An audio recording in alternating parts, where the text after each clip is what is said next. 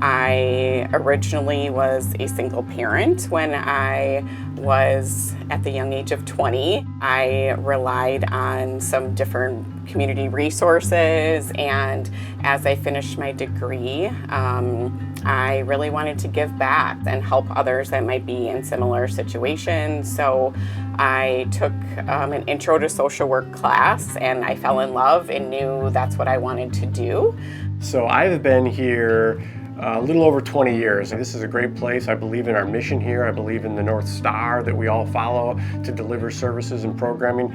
It's definitely tough work. As a whole, I love coming to work. I love working with children. I love working with families. I love seeing the little success, because it really is the little things that make a big difference for people. The good moments outweigh the bad moments all the time, so just focus on that and kind of hold on to them when you can. When the Youth Crisis Stabilization Facility opportunity opened up, it was brought to me and just said, this is a no-brainer. You love doing crisis work. You know, here's a really great opportunity to make a bigger impact and to help youth have a safe place to go. Because many of the times I was in the community and not always able to remove a youth from that situation, and knowing the impact that that could have and the lack of resources when I was doing that to help youth maintain community-based living was really impactful. So this was something that's been very near and dear to me and has just continued to build upon the work that I've always enjoyed doing.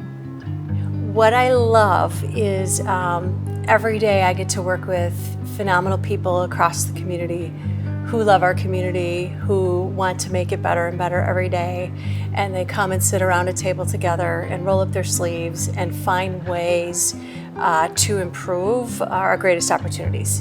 And it's pretty awesome to get to be part of that.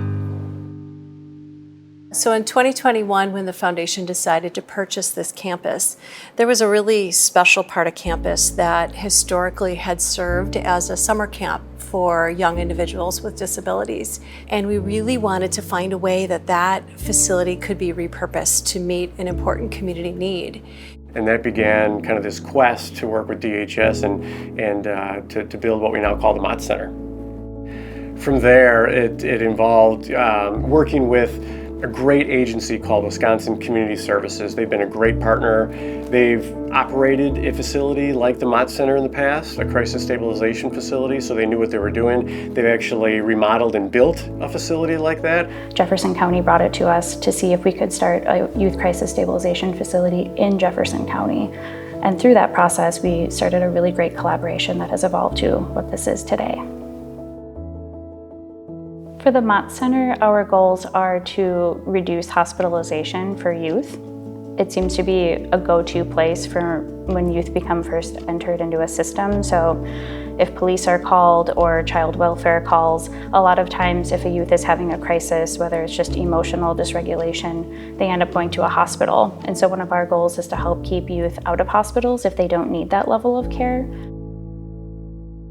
The primary mission for the Matz Center is to be able to offer crisis stabilization services to our youth here locally. We've had youth that has been able to spend time there and not need to drive 3 or 4 hours away to a long-term facility where they don't know anybody. Because we have the facility here locally, then we're also able to continue visitation with parents and family and friends. They're able to continue in school, as well as continue to work with their local providers if they have local providers, so that continuity of care is in place. The staff at the Matz Center are trained very intensively in trauma-informed care, but also trauma-responsive care. Also dialectical behavioral therapy, so the therapists there are intensely trained in DBT, and so they're receiving a wide array of DBT skills, cognitive behavioral therapy skills. As a licensed professional counselor and having worked with youth and mental health for a long time now, I think that what we don't address continues.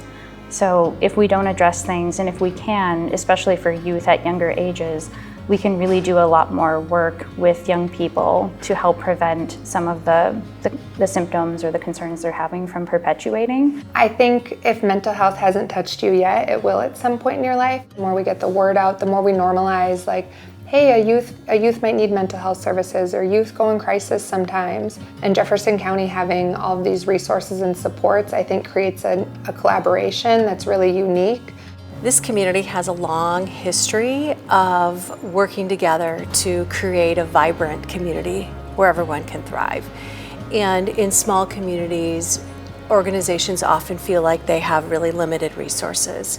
But we've learned that when you align those limited resources of every agency towards, shared goals, that you really have some significant resources and can make a difference. And I think we across Jefferson and Dodge County are really proud of how we've been able to work together to make some innovative things happen.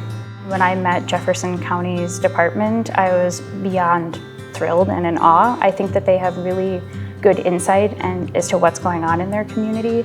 A lot of them are trained clinically and work as clinicians, and I think they have a really good understanding of mental health. I've been really impressed with the leadership that they've had in their Department of Health Services has been really impressive.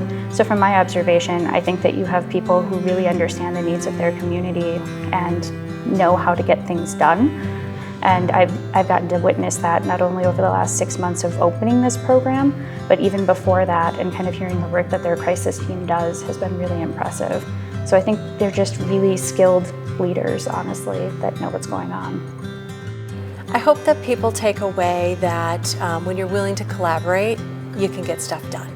And if you bring a love of community, if you bring a willingness to learn, and humility to not always be right, together you can accomplish some really amazing things that make your community a place where every child thrives.